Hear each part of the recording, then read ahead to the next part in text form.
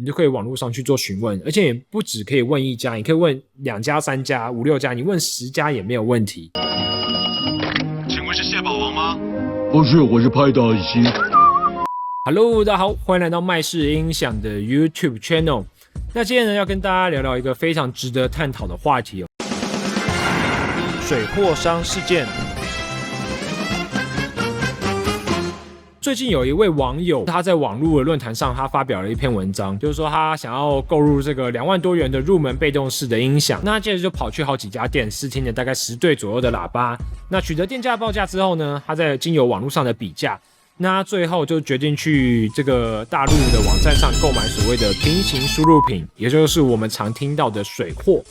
然后他最后购买的价格也就是台湾报价的1半左右。那这当然在这篇文章的底下就有很多网友在做所谓的论战，有的网友会觉得说啊，你这样太不厚道了，你去店家试听就是有店家的服务啊，有场地，然后店家也提供这个试听的商品给你听，都没有成本吗？这样那你最后还不买？另外一派的网友是觉得说，今天法律没有规定说消费者试听完一定要买的而且你店家的报价那么贵，跟国外又有差价，我为什么不能在国外买这样？那还有另外一派网友，他觉得说，音响为什么不能像其他地方一样，或其他商品一样去做所谓不二价的贩售？为什么一定都要经由这种电话的询价、网络的报价，就才能得到一个比较透明的价格呢？那这个事情我们跟大家聊一聊，我觉得话题很有趣啊，因为我们是卖家也是消费者嘛。那首先我跟大家聊聊为什么台湾的音响比较贵我觉得最大的原因有几个，第一个当然还是在于说所谓的一个市场大小、量体的大小。什么意思呢？就好像你想想看，你今天你去 7-Eleven 买一罐这个麦香奶茶，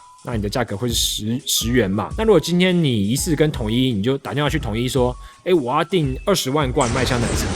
那你这个一瓶的价格，它绝对不会是10元，那也许是5元，也许是4元，都说不准。那同样的事情体现到音响市场这个上面，你就可以很明显发觉到，像很多网友他喜欢讲说，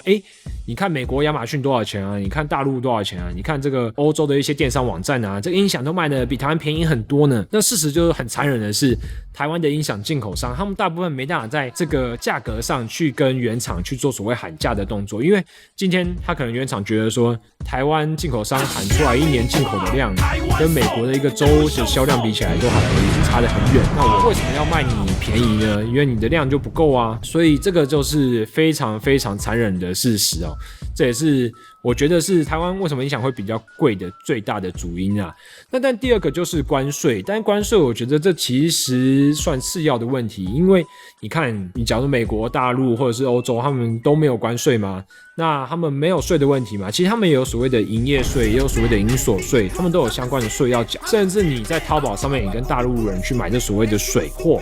那他还是要缴税，他也是要缴大陆政府的一个所得税、营所税，他也都是要缴的。所以这部分我倒觉得不是一个主要的问题，而且他税的一个算法还是在于说进口商他进来的时候用他进口的成本去做计算。那第三个就是所谓的实体店面的一个成本了。那当然这时候有人会讲说，实体店面的成本，那日本人没有店面吗？那香港人没有店面吗？他们地价也很贵啊。那这时候我就要讲，就是说，的确，你说香港人和日本人他们也有店面，但是如果你有去过香港，你就会发现说，像我3、4年前了，很久了，我去香港的时候，我发现，假如说你走在大马路1楼的店面啊，大部分1楼店面会是卖什么？8秒牛丸。它都会是假如说屈臣氏连锁的或一些药妆的，那接着就是一些名牌，假如说 Hermes， 假如说 Chanel 或 LV， 你就会发现说，其实目前以香港来讲，它的地价店租很贵嘛。店租很贵的话，那你就要有一些产业才能去支持。那什么产业？假如说利润高的这种奢侈品，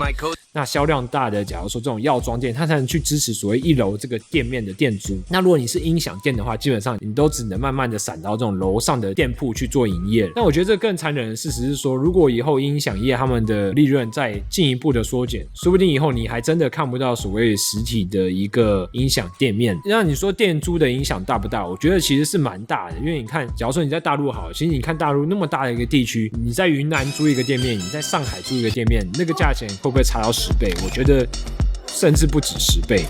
所以这真的是店租一些甚至人事的成本都会影响到它的一个经营上的一些，就会制造一些困难这样子。第4点，也就是说还有可能台湾音响比较贵的原因在于说，就是经销商太贪心，店家太贪心，报价报太贵。那坦白讲，我觉得现在的有些网友说价格不透明，我觉得其实现在有网路、有电话，价格已经算比以前透明的蛮多了。基本上你在买每个产品之前，你都可以打电话去做询问，你就可以网络上去做询问，而且也不只可以问一家，你可以问2家、3家、5、6家，你问10家也没有问题。请问是蟹堡王吗？不是，我是派大星。甚至你可以看一些网友分享他们买到的价格。然后像我刚刚讲的，你也可以看美国亚马逊啊，或者什么的。像我们自己是卖家，我自己也大概知道说我哪些东西跟我在决定要进货之前，我自己都会查一下说这些东西跟国外的这个美金啊，或者是欧元差多少钱了。所以我觉得店家太贪心这个因素，在现代基本上你是可以根除的啦，因为你店家报太贵，跟消费，我觉得你都还不用试听，你就直接先跟消费者讲你的价格，那个消费者应该就不会想听的啦。Oh shit, here we go again. 好，那讲完这个台湾音响为什么卖比较贵之后，那我再讲一讲，就是我们店家对于假如说有些客人他来听一听，最后买水货会有什么想法？我觉得很多时候其实买卖它的一个撮合，觉得这都是市场的一种表现啦。什么意思呢？就是市场它其实它会有一个趋势嘛，你知道买卖就是买方卖方条件大家都一致了，然后就会交易就会成立了嘛。我是防售大王，我想买下你家，成交。那你一个店面，当然你一年当中会遇到许许多多的交易这样子，所以我们不会因为一个单一事件，假如说有一位客人他来试看或来试听了，他买了水货的电视啊，他买了水货音响，我们就会觉得说，哇，这个怎么可以这样子？然后之前对不起我们店家，或者是哇，现在人怎么都这样子？有时候我反而会去想说，这就是一种就市场的状态是如此，因为像电视也会遇到，而且我跟你讲，电视有更残忍的事情，就是我刚刚讲说市场的大小会影响价格嘛，就是影响进口商进来的成本。那像电视还有更残忍的事情，就是说它甚至会因为地区人民所得的这种不一样，它会去调整它的一个成本。什么意思？你看泰国人或什么东南亚或者什么印度人，他们买电视就是会比较便宜，就有人会想说，你这个越南或者是泰国人，你有比台湾人会买吗？你 GDP 有比我高吗？对不对？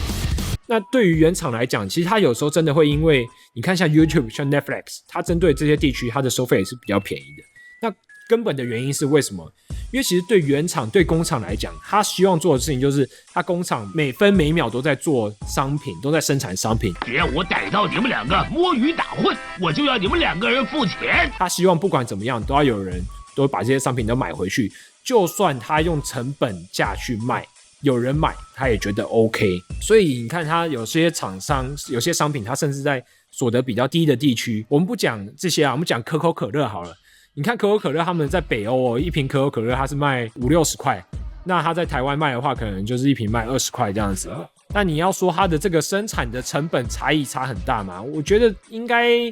成本应该不会差多少啦。那这种事情你就有时候会发现这真的是还蛮残忍的。我要看到血流成河。所以回到我们刚刚讲，就是说市场其实它就是一个大趋势的表现。我们当然不会因为说一个客人来试听或怎么样，然后买水货，我们就会觉得很沮丧。有时候我觉得是这样子，像我现在我都觉得说，遇到客人介绍是一种缘分。以我来讲好了，我今年可能快30了嘛，那我能服务多少客人？假如说我一天我接3个客人好了，我的一年也才了不起就接1000个客人，就算我不休息。我一年接1000个客人，我能这样在门市介绍，我能介绍多久？我能介绍一年1000个客人，20年2万个客人，就是台湾2300多人。当然我知道几率这样算是不准的啦，但是我就觉得说遇到每一位客人那都是一种缘分，就是当然说遇到我的几率也许不是算低的，但绝对不会是高的。那我觉得这每一段缘分我都是希望说我尽力去做，那当然我价格都是尽我们所能。其实我卖每样东西的时候，我也希望说帮客人省到钱，我也希望说客人都可以买得非常的优惠。如果我今天假如说一台电视美国卖20万，台湾卖30万，如果我有能力，我也想卖20万，我甚至想卖得比美国更便宜。但我知道事实没办法，但是我们还是会尽我们的全力。但同时我们也希望说客人买这台电视，他后面所得到的，假如说我们一些安装一些咨询的服务也是优良的，不单纯就只是因为价格我就把所有的一些因素都，假如说人力啊、控制啊、整个安装品质啊什么都弄到最低，我也不希望这样子。所以简单讲就是说，觉得有时候这真的是我们尽力去做，我不会去多想一些说客人会做什么，会去比价会是怎么样的，因为这种都是一种市场之下它一定会发生的。那其实你店家要做的就是你好好的去努力，你好好的提升你的，假如说你陈列的时候，你的空间，那你去做好你的整个这种库存管理，你去做好你的出货流程，你去做好你的整个人员的服务，然后售后的一些问题的咨询，我觉得这对于店家来讲就是需要去思考。那至于说客人买不买，我觉得这个就交给市场去做决定这样子。那当然我们在卖的时候，其实我们也会看跟国外的差价。假如说今天它本身的产品跟国外，假如说国外就是硬是比我便宜一半，我能卖的价格，那我可能我也不会去卖这样的产品，因为我是消费者，坦白讲，我买这样我也不好受。我们是卖家，我要卖这样的价格给消费者，我也觉得蛮难过的。为什么？因为消费者会觉得说，我就莫名其妙我就多花1倍的钱，然后我是卖家，我也会觉得说，我莫名其妙，今天假如说我赚非常多的利润，那也就算了，我有赚到钱嘛。但你看今天赚的少，那消费者也买的不开心，我觉得这对两方来讲都是蛮难过的一件事情啊。最后还谈到一个说，有些消费者问说，为什么不能不二价去做贩售？我觉得这点其实非常难，因为不二价这个事情，我觉得它在这个世界上基本上本质没办法做到，除非你是一些垄断的大企业，你才可以做到所谓的不二价。我以石油举例来讲好了，石油就是阿拉伯很多石油他们来产，你看连阿拉伯人他们都要专门出一个这个 OPEC 组织，他要去控制石油的价格，就是他想要卖贵的时候就要卖贵，他想要卖便宜的时候就要卖便宜。那你看像 iPhone